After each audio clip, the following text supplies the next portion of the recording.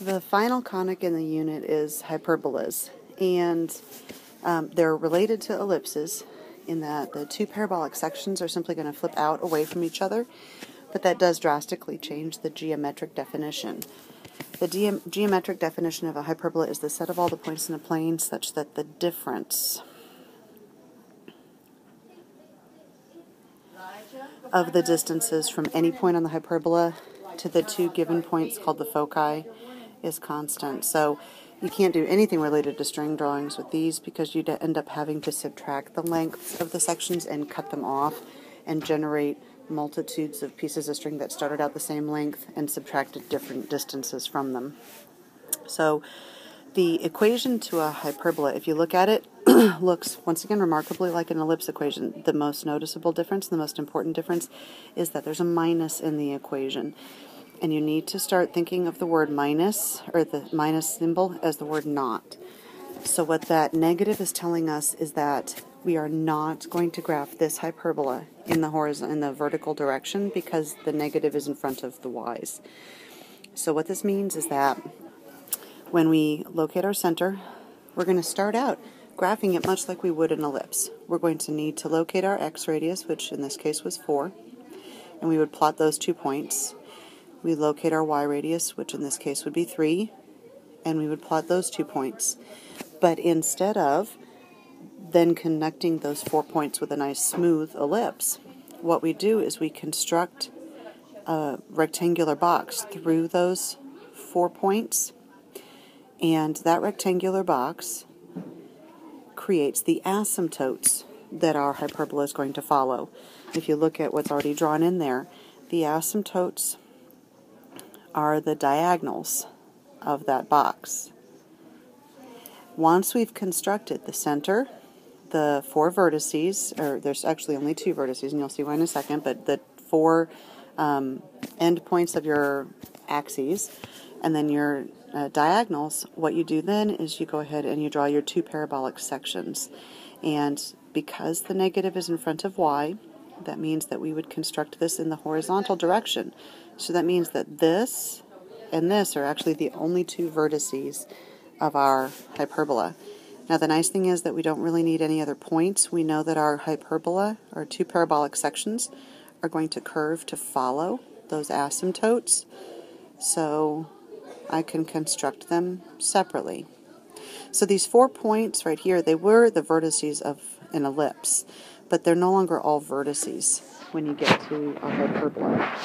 And so they've renamed the axes to try to change the meaning of them. On an ellipse, the major axis happens to be the longer axis because that means it's the axis in control of the direction of the ellipse. Well, in a hyperbola, the axis in charge of the direction is simply the positive variable. So in this case, this axis right here is what they would call the major axis, but they've renamed them so that you don't think it has anything to do with length. They don't want you thinking that they're related the same way that they were with an ellipse. So if I write the equation for this one was centered at 0, 0, so it's just going to be x squared and y squared. The x radius was 4, and so it gets squared under the x terms. And the y radius was 3, so it gets squared under the y's, and it's still all equal to 1. The fact that it opened horizontally means that the x part of my equation is going to be positive, so that means that the negative part of my equation is going to go in front of the y's, and that's all that changes about the equation. The center in this particular case, it's still always hk, but in this particular case it was 0, 0. It was centered at the origin. The 2 vertices, because this is a horizontal hyperbola, you're going to start at whatever the h coordinate is for your center, wherever that happens to be. And you're going to go to the right and to the left, whatever your x radius happens to be. So plus or minus your x radius. And then you're leaving the y coordinate of the center alone. So once again, in this particular case, that means that our 2 vertices were at plus or minus 4. and they both had y coordinates of 0. The major axis has been renamed. And like I said, they did that, They did that so that you wouldn't think it had anything to do with length. It is still the controlling axis, but it doesn't have to be the longer of the two axes. And so the minor axis has also been renamed. It's the conjugate axis. And it, once again, doesn't have to be the shorter of the two. It's just the one that's not in control. The slope of the asymptotes, if we choose any 2 points to find the slope of these, let's say I just started here at 0, 0, and I chose this corner right here. The slope of this line, it had a run of 4, which was my x radius, and it had a rise of 3. Well, if I had chosen this corner instead, this asymptote had a run of -4, but still a rise of 3. And if I chose any other part of the asymptotes, what I would have found is that the slope is always plus or minus. Your rise is always whatever your y radius is.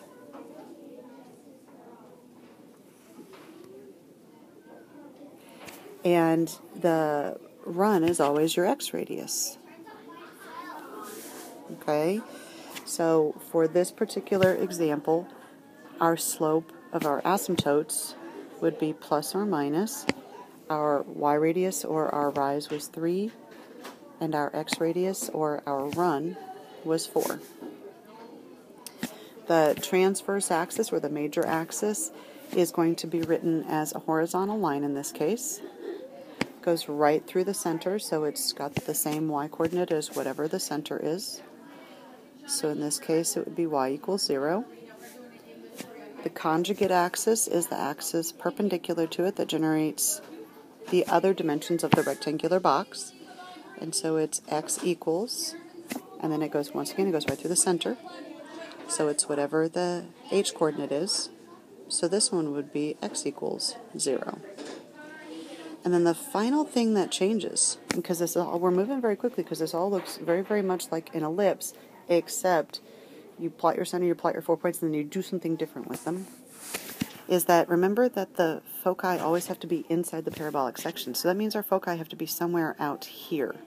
So that means your focal radius has to be larger than either of the other two radii. And so that means that the formula actually does become the true Pythagorean theorem.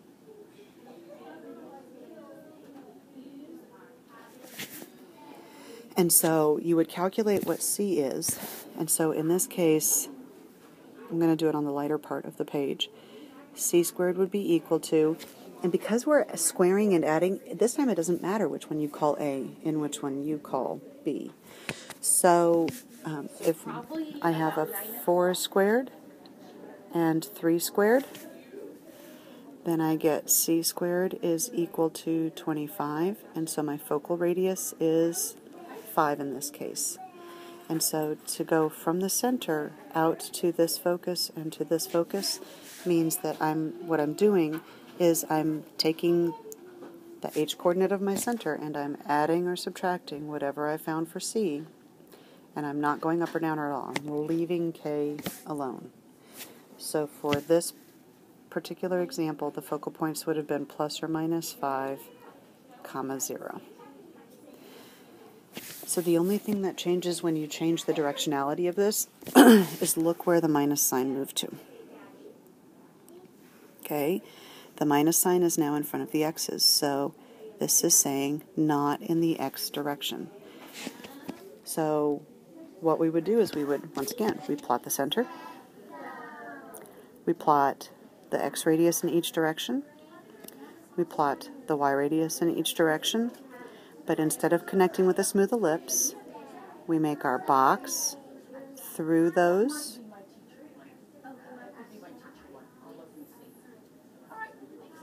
through those 4 points, and then we draw our diagonals through the corners of that box. Okay, and then what we do is we look at where the negative is. The negative says don't graph this in the direction of x, so I'm going to graph it in the direction of y. So that means that these two are my vertices, and I simply draw my two parabolas to curve and follow the asymptotes, just like that. So once again, we can do the H and K version, and we can do the actual numerical version for this particular example. So this particular equation, this graph, was centered at 0, 0 again, so still just x squared and y squared. Still equal to 1, just like an ellipse equation.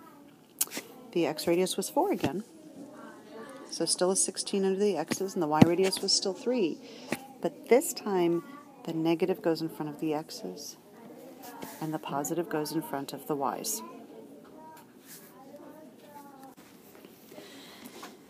Okay, so as usual, the center is HK.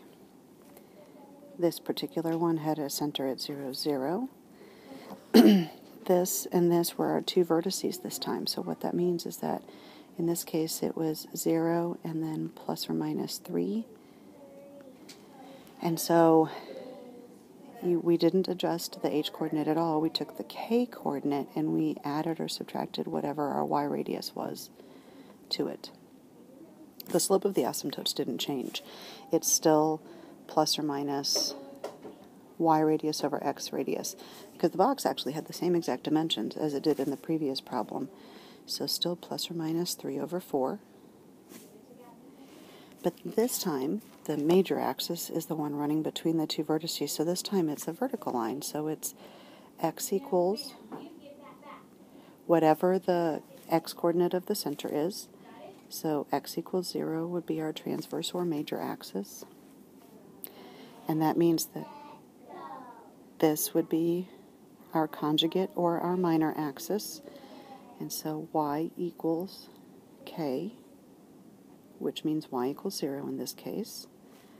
And since all of our numbers stayed the same, we still had a y radius of 3 and an x radius of 4, c is still going to be 5.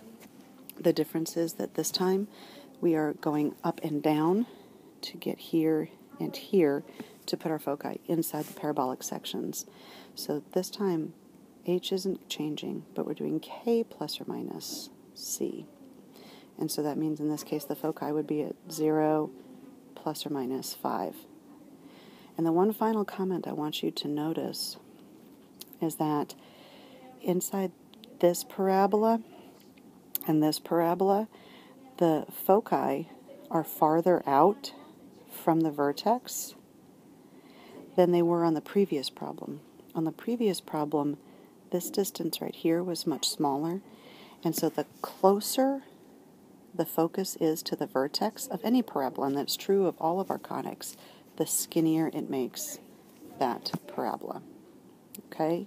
So once again, we'll be practicing this in class. Second period we'll have more time in class, but we will find time to practice this over the next 2 or 3 days. And there is no quiz on these, so you just need to make sure you understand them by the time we test next week.